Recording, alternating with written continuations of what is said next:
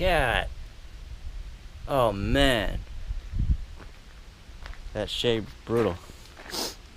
So I just dove into this a little bit and then realized I could probably make a video about it, give you a couple pointers. Why the hell not? Right here I'm changing out the CV joint, the whole thing, because the inner boot is torn. Let me see if I can get a... Nah, you'll see it when it comes out.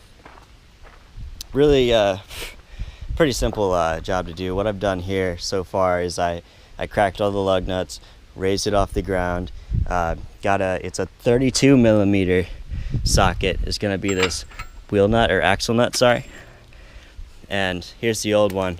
All new CVs will come with a new axle nut, so you're not gonna want to reuse that unless you have to, and if you do, I'm actually not sure.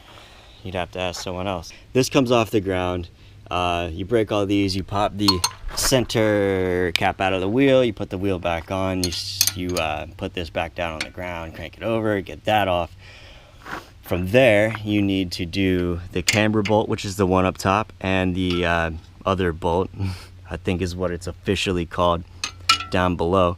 The camber bolt you will have to mark because it does control the angle that your wheel is attacking the road, and if you have it wrong, then it could wear the heck out of your rubber, and you'll feel it when you're driving, and you won't, your alignment will be pretty screwed up.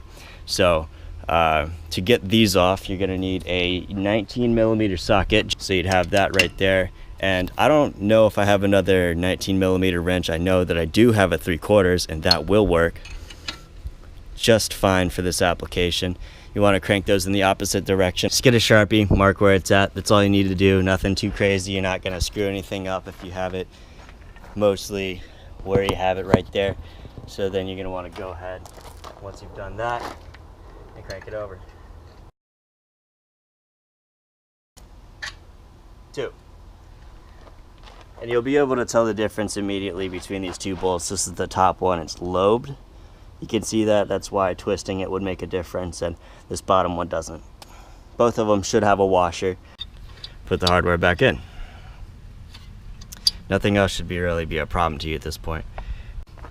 Check this out. See if I can, oh, yeah. Between the leg cam, I just hit it out.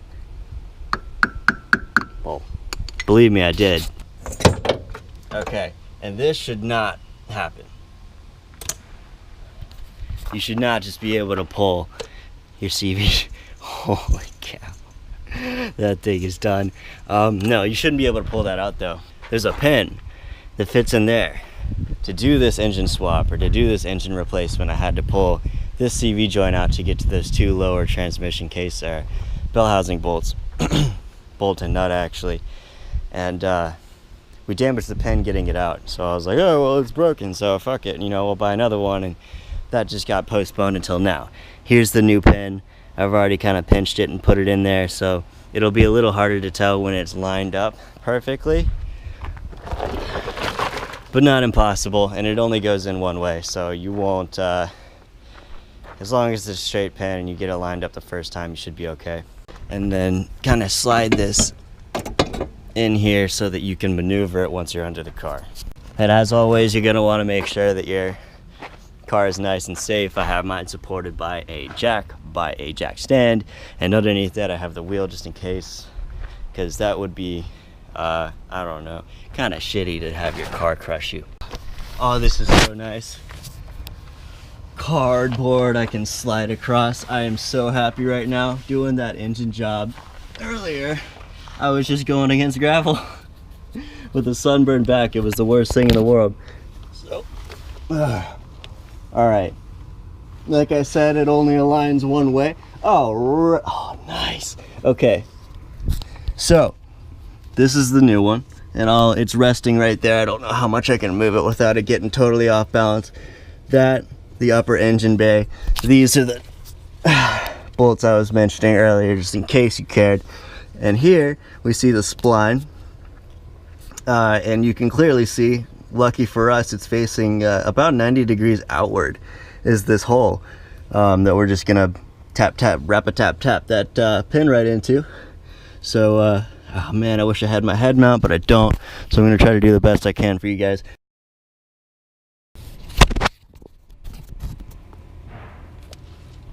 Yeah, I think. All right, so,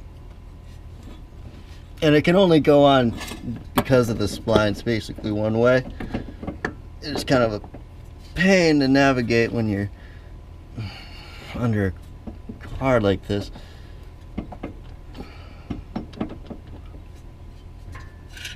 Yeah, see, good thing this car isn't super hot, or else I'd be getting my ass burned to shit off of this exhaust.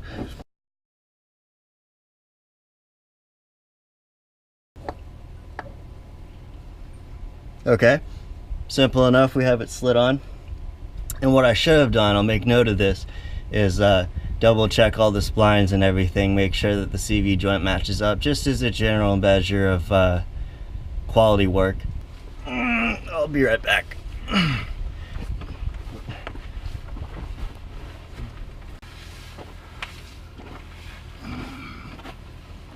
Forgot to grab a hammer.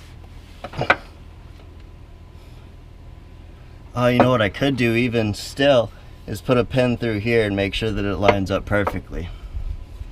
Am I gonna do that? I don't think so.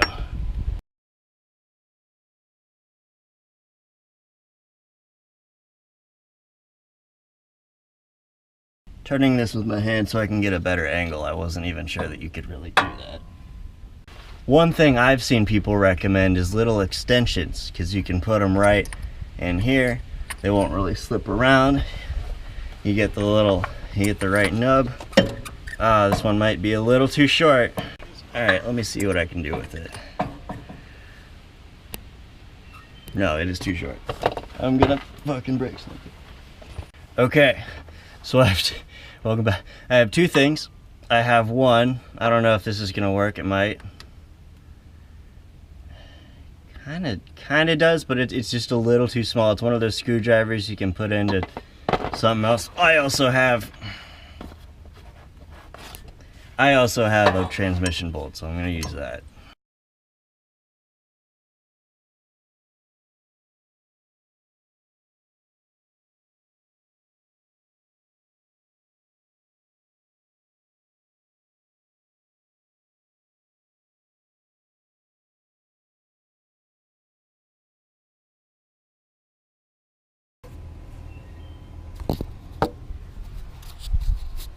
Trying to get this thing in.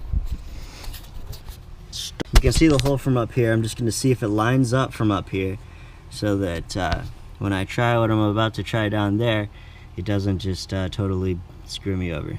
Alright, so I decided against it. I was going to do something saucy with the jack underneath it and push the pin up through it, because hydraulic pressure from underneath is, I don't know, maybe a more efficient mechanical thing to motion. Fuck it. I didn't do that. What I did was I got a little Phillips head screwdriver that fit almost, or just about, got kind of lucky, a little wasp or yellow jack, whatever the fuck that is. Fuck you! Alright, I guess I'll do this out of the engine bay. I had a little Phillips screwdriver that I set down in the hole, and just to align it a little bit better, and then tap, tap, tap, tap, tap. And yeah, so that basically did it. That's the bulk of the work right there, is getting that pin in that axle so that you're not, I mean, because you're either under the car. If you have a lift, wonderful, use it. If you don't, you have to remove a bunch of this stuff, or you have to get under there and find out something clever. So that was the majority of the work right there. I'm really happy it's halfway in. I'm gonna pound it the rest of the way in, put that airbox back on, and then get back out here to show you how to reassemble that just as I disassembled it. That was a pain in the ass earlier. I gave up on it and I drove home, and that's why I had the thing in the first place, or without the pen in the first place. That pen, oh man, looks like the weather's turning bad on me. That pen actually doesn't just slide in. It's this little, it's like, if you're looking at it like here, like here's the pin and you twist it this way, it's a circle, but it's a C, so you have to kind of compress it, snap it in there, and then go ahead and push it all the way.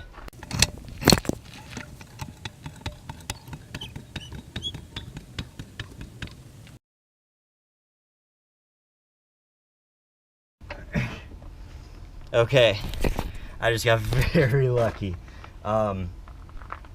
Yeah, so reassembling it, you're supposed to do things in the opposite order. So you'd put the outer end of the CV joint in, and then the inner end in.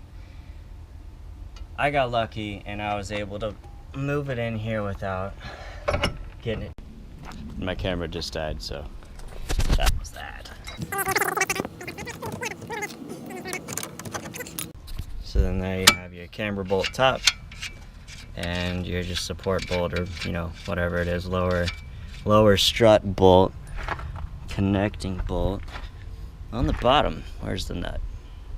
Now again, it doesn't matter what rotation or where you put this bottom bolt, it only matters where you put the top.